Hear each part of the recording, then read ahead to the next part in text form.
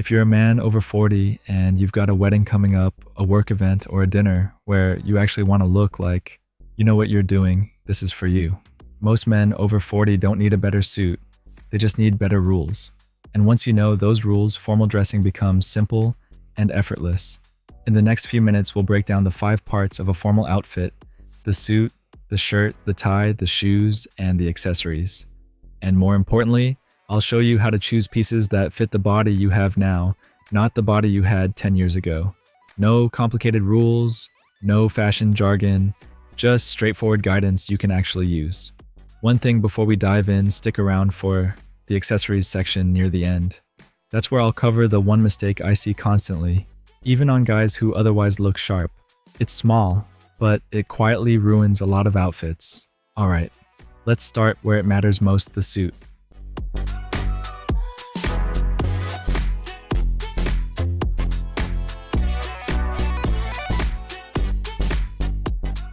The suit sets the tone for everything else. And here's the thing, fit matters more than price.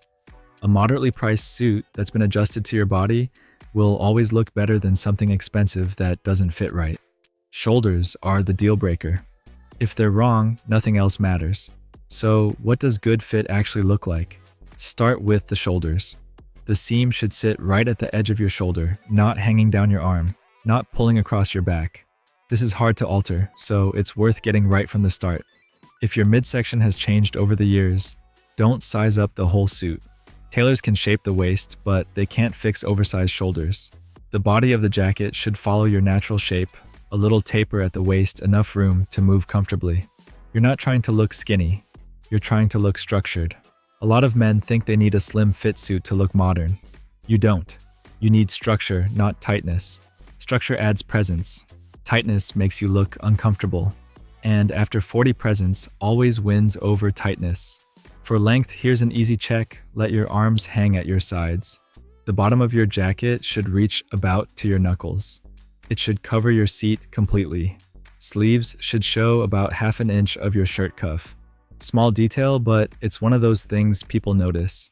And the trousers aim for what's called a slight break. The hem rests gently on top of your shoe with just a small fold. No bunching at the ankle, no flooding above your socks. If your pants are pulling around your ankles, they're too long. If you can see your socks when you're standing, they're too short. A couple of style notes: 2-button jackets work well for most builds, and notch lapels are versatile. And there's an old rule worth knowing: never button the bottom button. It's meant to stay open. If you take one thing from this section, let it be this: find a good tailor. It doesn't have to be expensive. Even basic alterations, taking in the waist, adjusting the sleeves, can transform a suit. Now, a well-fitted suit only works if what's underneath supports it. So let's talk about the shirt.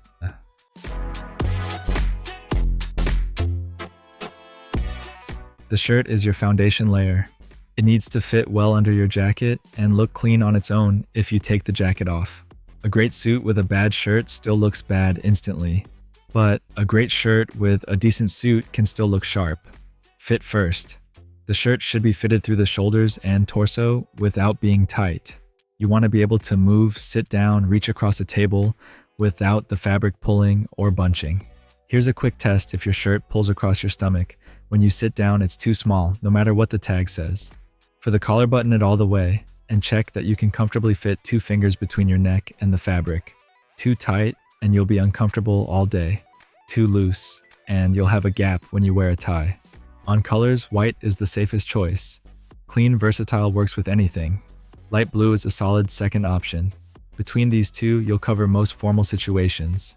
And here's a simple truth: crisp white and light blue shirts make you look more refreshed. And after 40, that matters more than most men realize. Fabric matters. Cotton poplin gives you a smooth, professional finish. Cotton twill has a bit more texture. What you want to avoid is anything shiny or overly synthetic. It doesn't breathe well and usually looks cheaper than it should. If the fabric reflects light, skip it. For the collar style, a semi-spread works with most face shapes and tie knots. It's a reliable choice. One more thing, make sure your shirt is pressed. Sounds obvious, but a wrinkled shirt undermines everything else. It takes 5 minutes and makes a noticeable difference. Quick question while we're here: white or light blue? Which one do you reach for more often? I'm genuinely curious. It also helps me tailor future videos to you. Okay, With the suit and shirt working together, let's move to the piece that ties it all together, literally.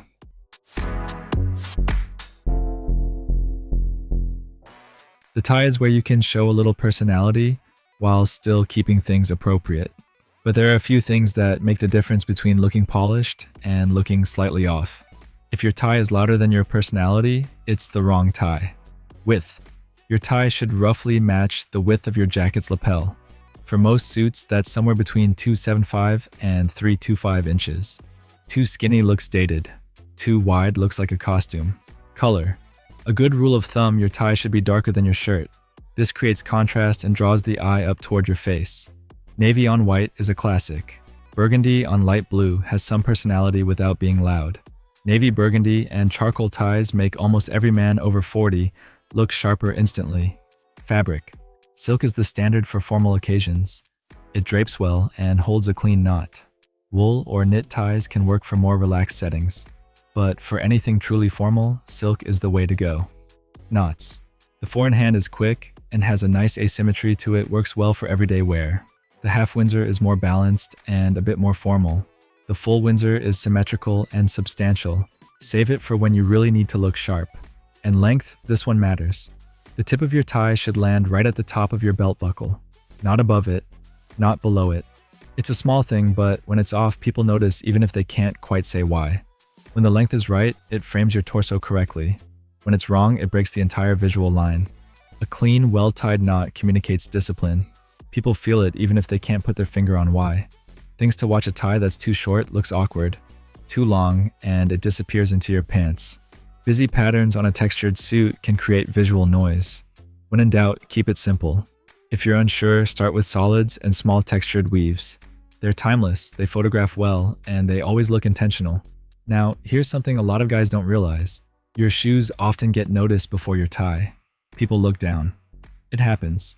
So let's make sure what they see works in your favor.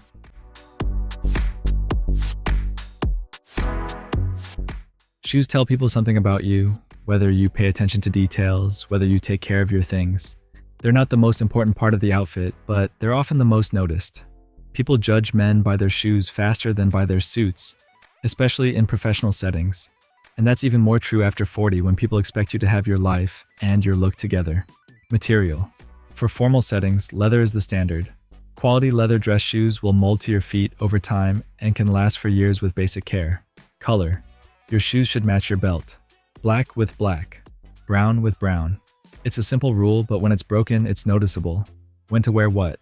Black is the most formal, appropriate for black tie events, funerals, conservative business environments.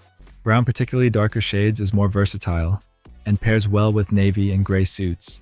Styles worth knowing: Oxfords have closed lacing and are the most formal. Derbies have open lacing and are slightly more relaxed. Monk straps use a buckle instead of laces and add a bit of personality while still being appropriate. If you're over 40, choose shoes with clean lines and minimal stitching. Simpler designs age better. Toe shape. Almond or rounded, both are classic. Square toes were popular for a while, but that time has passed. Think of the toe shape as the handwriting of your shoe. It says more than the brand ever will. And here's a habit worth developing: take 2 minutes to wipe down and polish your shoes before any important event. Scuffed, dusty shoes can undercut an otherwise solid outfit. It's quick and it makes a difference. And replace your laces once a year. It's the cheapest way to make older shoes look new. By the way, are you more of a black shoes guy or a brown shoes guy? I find most men tend to lean one way. Let me know in the comments. Alright, this brings us to accessories, the section I mentioned at the beginning. This is where a lot of men go wrong, often without realizing it. And the good news is, it's usually an easy fix.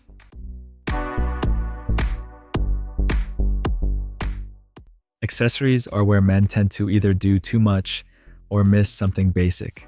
The goal here isn't to stand out, it's to look complete. The principle is simple, subtle, cohesive, intentional. Good accessories whisper, bad accessories shout. Watch. A clean face, simple design. Leather strap or a classic metal bracelet. For formal settings, skip the smartwatch and anything with diving bezels or sporty features.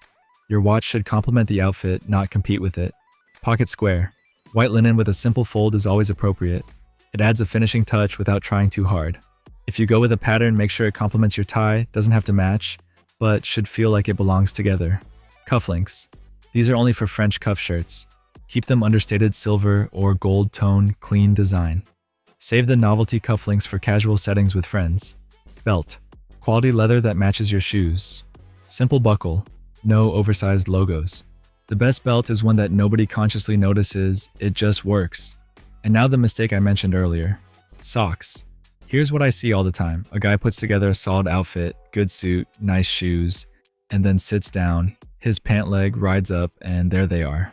White athletic socks. Your socks should match your trousers, not your shoes. They should be thin dress socks that go over the calf. So when you sit, you're not showing skin or the wrong kind of sock. It's a small detail, but it's the kind of thing that can quietly undo an otherwise sharp look. One more thing, watch out for over-accessorizing. If you've got a watch, a ring, cufflinks, a tie bar, and a pocket square all at once, that's probably too much. Pick 2 or 3. The goal is to look put together, not decorated. If you're wearing more than 3 accessories, you're probably dressing for someone else, not for yourself. When you're not sure, lean toward less. You can always add something. It's harder to recognize when you've gone too far. That's the framework. 5 elements each working with the others. Let me bring it all together. Formal dressing after 40 comes down to this: a suit that fits your shoulders, follows your shape, and hits the right lengths. A shirt that's comfortable and crisp. A tie at the proper length in a color that works. Polished leather shoes that match your belt. And accessories that complete the look without overdoing it. Get those 5 things right and you're covered for pretty much any formal situation: weddings, dinners, work, events, the moments that matter. Here's the way I think about it. Dress for the man you are now, not the man you were. Not the man you think you should be. The man you actually are. Style after 40 isn't about impressing other people. It's about respecting yourself. That's the real benefit, not looking good for its own sake, but getting the clothing part out of the way so you can be present for what matters. Before you go, I'd genuinely like to hear from you. What's the trickiest part of formal dressing for you? Fit combinations or shoes? Drop it in the comments. I do read them, and your question might shape a future video. If this was useful, consider subscribing.